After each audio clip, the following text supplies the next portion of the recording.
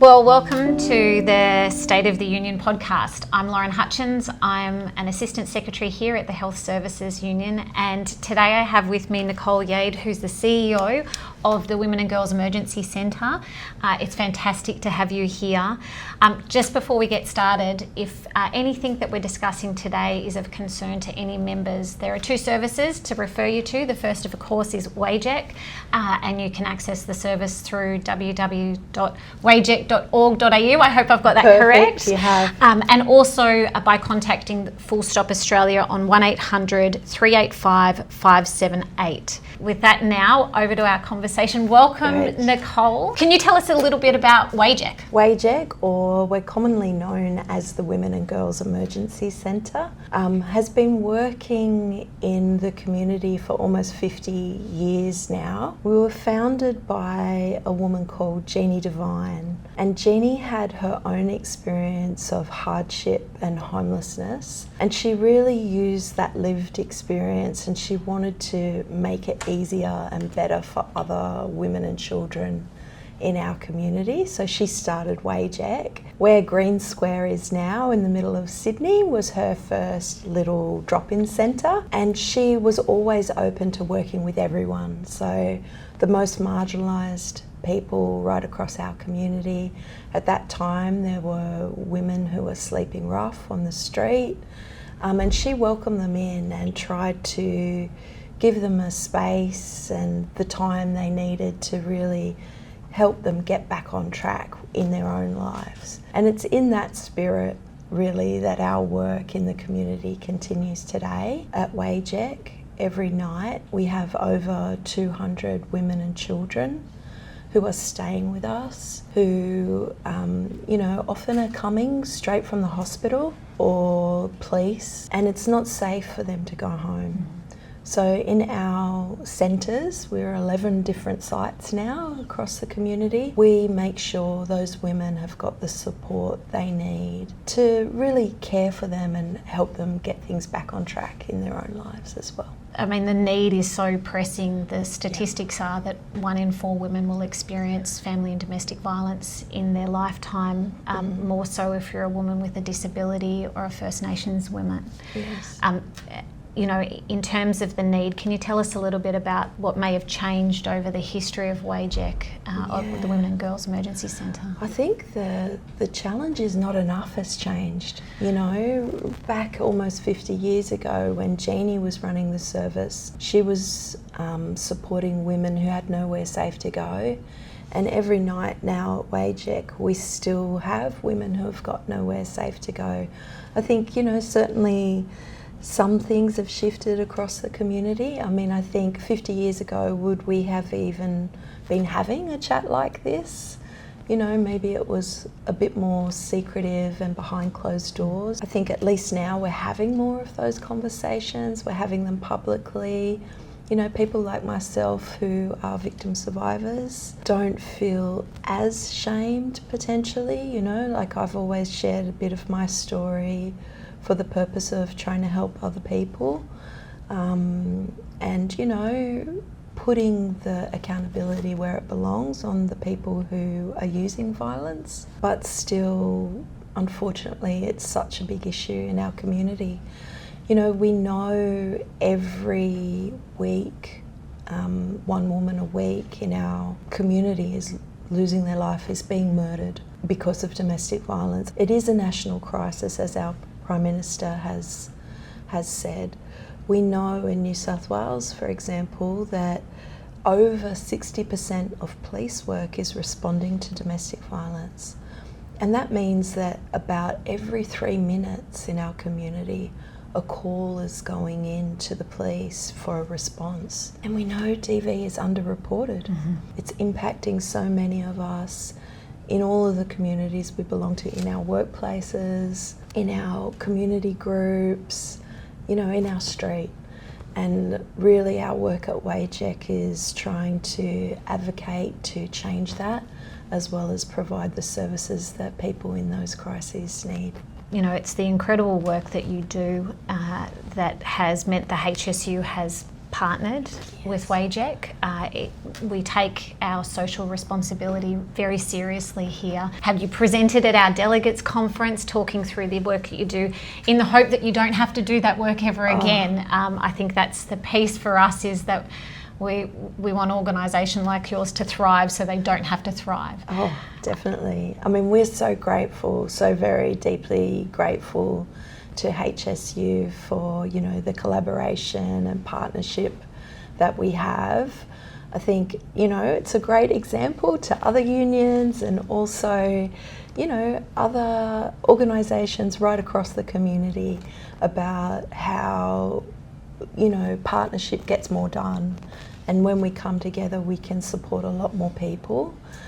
So we're so very grateful to the HSU. You know, sadly this issue will be impacting a lot of your members. Absolutely. So, you know, starting these conversations and making sure people understand that they're not alone. You know, if these are issues in your life that you're experiencing, it might not just be physical violence, it could be psychological abuse or emotional abuse, economic abuse, lots of different pieces to, you know, what makes up domestic violence or coercive control these days. The really strong message is reach out for support.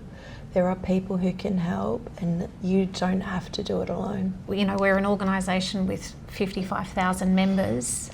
70% of our membership is women. Yes. And those statistics of the impact, we're acutely aware of what this means for members, and their workplace is often a safe place for them, the safest place for them. Yes. So reaching out to union delegates and to their union, you know, when they're in times of need is absolutely critical as well.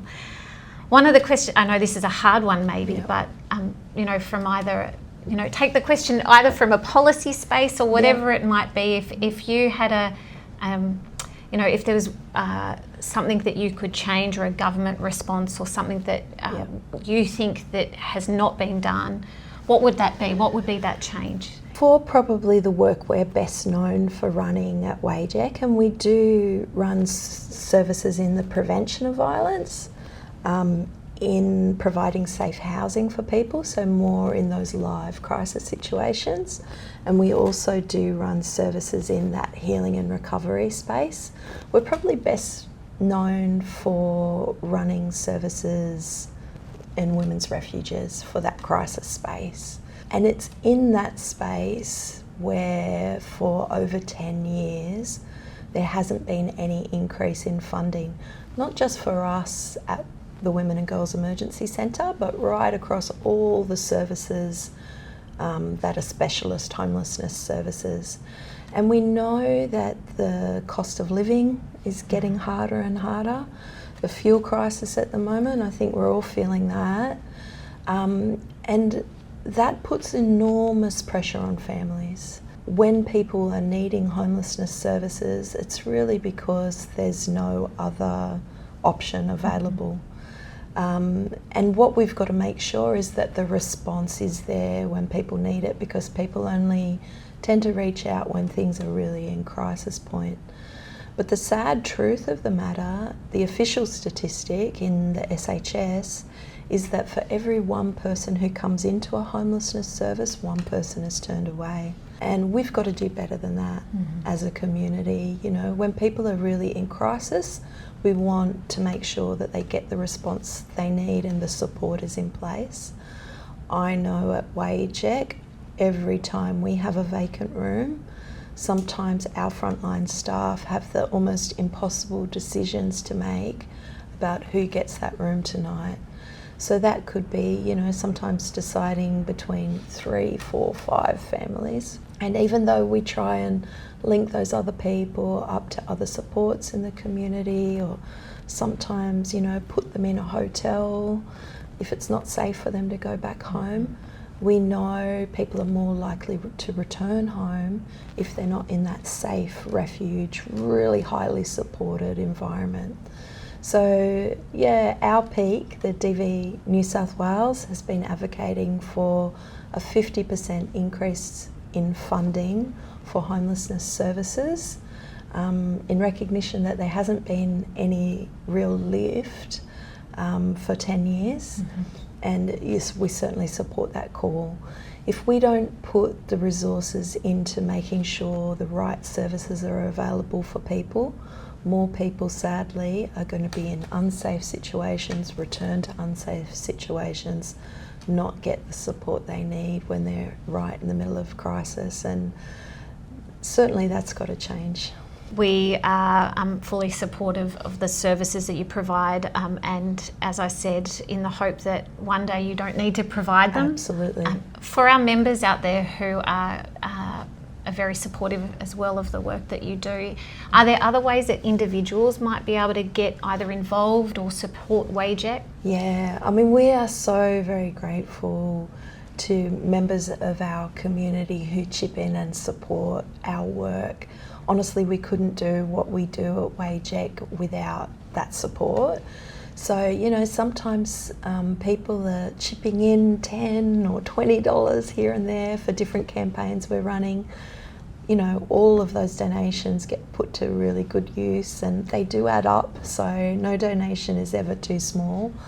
But even, you know, sharing our work on social media, participating annually in our Walk for WAGEC as our annual fundraiser, all of these things can make a difference. But ultimately what we want people to do is have an awareness of what domestic violence is, have an awareness about the supports that are available across the community, and to share that information and have those conversations with your loved ones and in your workplace, and, you know, where it's safe to do so. So then we are, you know, changing the conversations that happen across our community about DV. No one in our community needs to accept domestic violence. There is support available to leave. And sometimes that can take a lot of time, and it can be really, really hard. And, you know, sometimes it does result in an escalation of violence. We've got to acknowledge that.